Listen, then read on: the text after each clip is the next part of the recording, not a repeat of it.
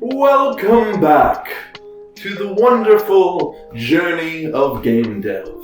And on the journey I will take you through the tropical canyons of despair. Yes, that's what this video is all about. I'm joking. This is a video about letting go of ideas to make something better. And it's hard. It's really hard to let go of those ideas that are precious and unique.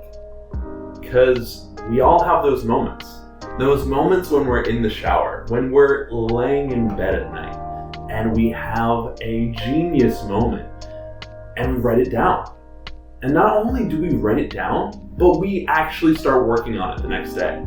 We actually start making progress. We actually start making it come to life. And then after a week, a month, we take a step back. We take a good and long look at it. And then we have to be honest to ourselves. It's shit.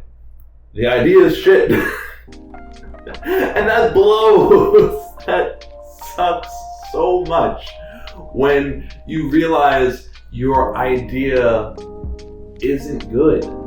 It isn't going to work. And that's what this story is about. I have a story about how Lumina Rush was actually a different game. It was a game called Charged Up and actually had some way different mechanics. And this story is about how I threw away those mechanics to make hopefully something better, in my opinion. So let us start.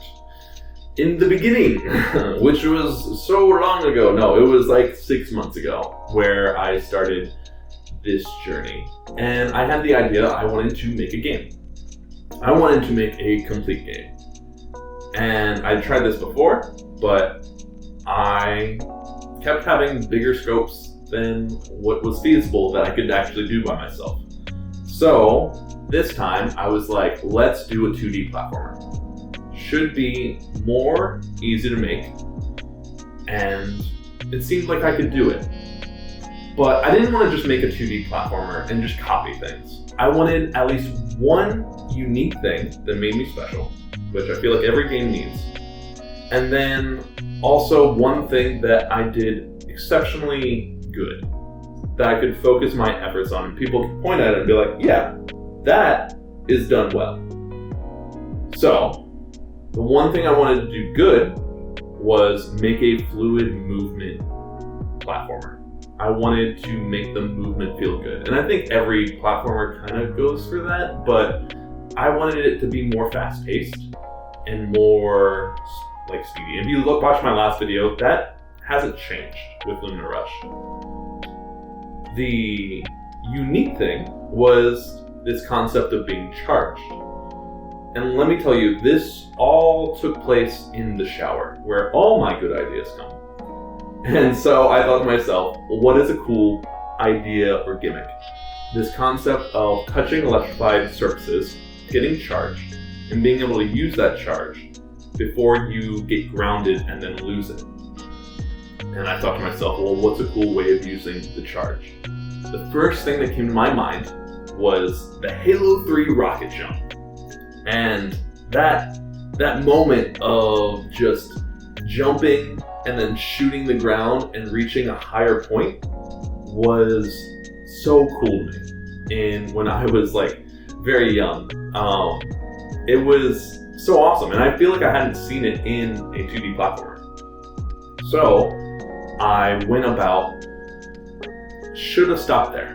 I was going to say, what about making that? But before that, while I was still in the shower, still thinking about this idea, I thought, cool, charged, propulsion, but let's take it one step further.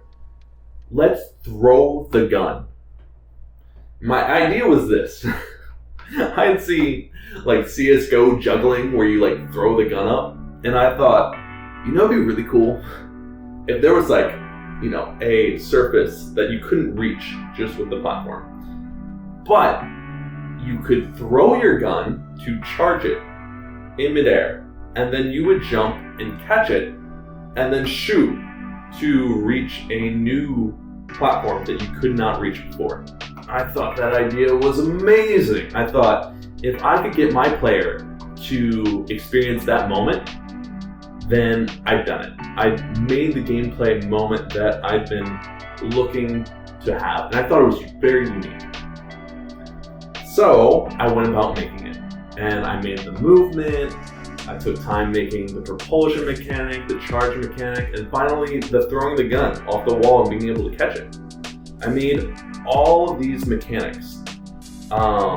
And honestly, I felt like I did a decent job and I made that gameplay moment, which I can show you right now.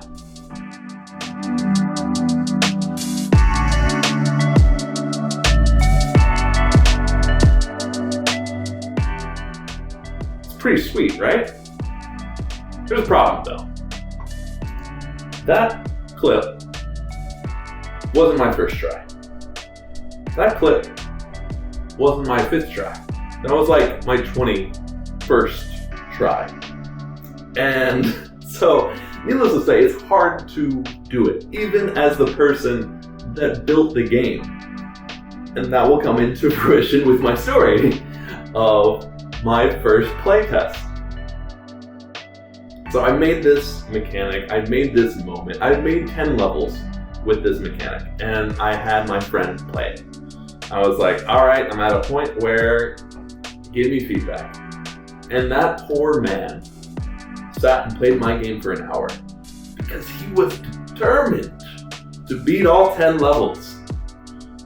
And let me just give you a frame of reference. Each level is supposed to take like 5 to 10 seconds of like from start to finish of completing it. So needless to say, he struggled a lot.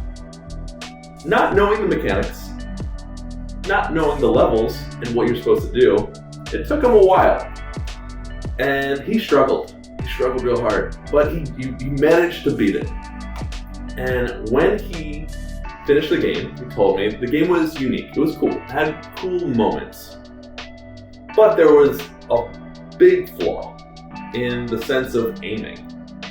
Now, on keyboard and mouse, if you're aiming here, the way the propulsion works, it sends you in the opposite direction. But let's say you're moving. Now your angle of propelling is changing thanks to you moving and not the mouse moving. That's a problem. And a big problem comes from the lack of consistency. If I want to do an angled shot to get to a new platform, and I can't do it consistently, that's going to drive me crazy as a player. And I saw this with my friend. And he told me this very blatantly, which was like, oh, dang, like, I don't know what to do about this. But then he suggested, why don't you make it on controller?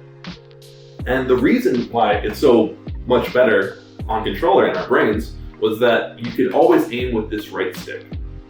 And having a consistent angle of aiming, for example, if I want to aim down, my mouse doesn't change or my angle doesn't change thanks to my player's movement with this essentially analog stick. That was my solution. He had solved it. All my problems were going to go away. No, because a new problem arose.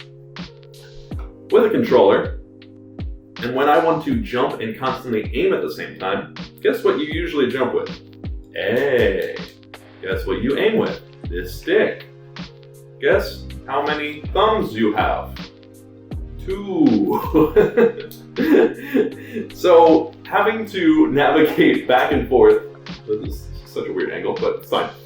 Having to navigate back and forth from pressing A and aiming, in my opinion, was miserable. So, I played Halo before. I played Bumper Jumper. We don't have to always jump with A, so I remapped it to left trigger. My second playtest came around, and I gave people the option of jumping with A or jumping with left trigger, thinking that when people realized that they needed to constantly aim, they would figure out to jump with left trigger.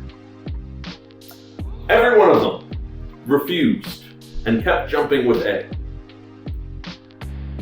That was a very revealing moment when I was like, this game's not going to change people wanting to jump with A. And that was a problem, a massive problem. So I have my keyboard problem. I've got my controller problem. And finally, I have the difficulty of catching a thrown gun. Catching it and missing the gun in certain parts of the level would cause you to just fail the level entirely.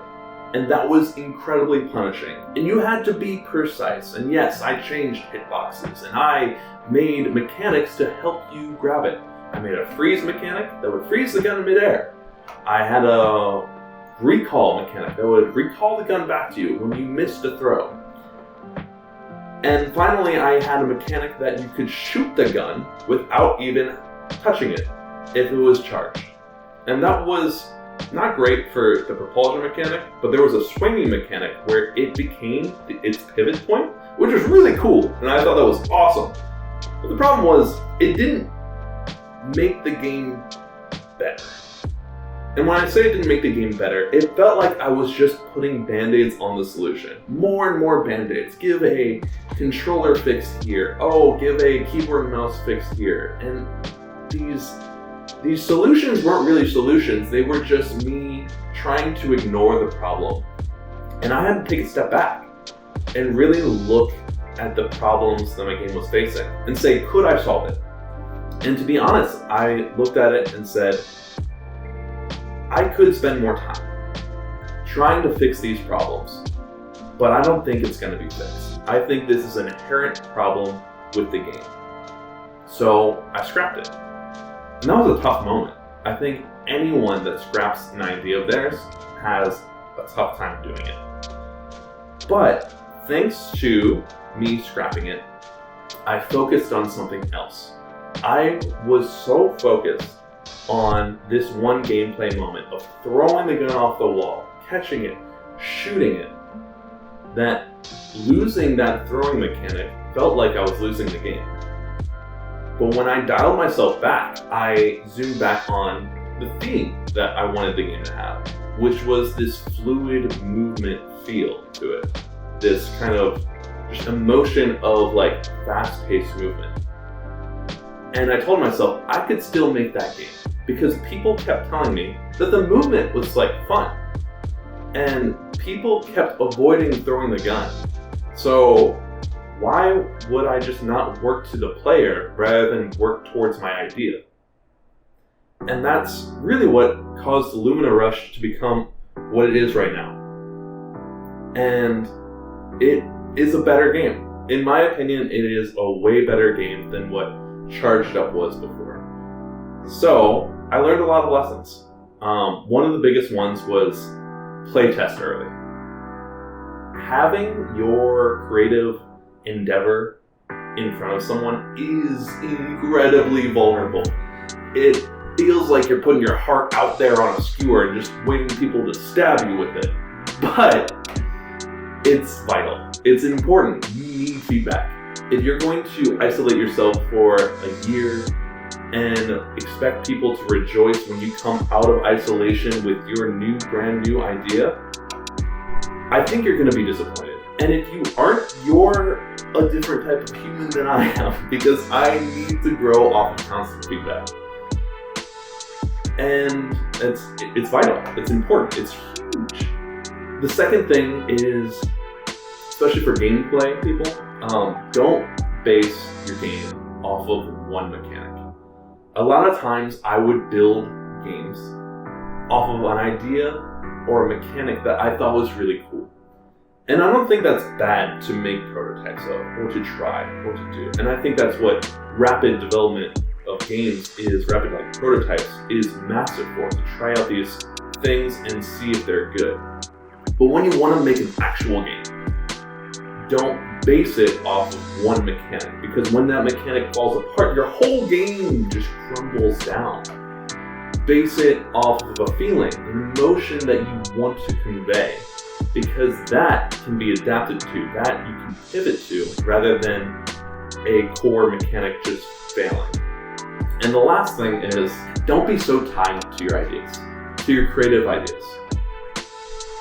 When you have a creative idea, it's awesome. And for me, it was a part of me in a way. It was this creative me that was present. And I wanted it to succeed so much because it was mine. It was uniquely mine. And you have to let go of that in order to grow as a person that wants to be creative, because 90% of the time your creative ideas aren't going to work. And that's okay, because you're going to find the 10% of the time that they do work.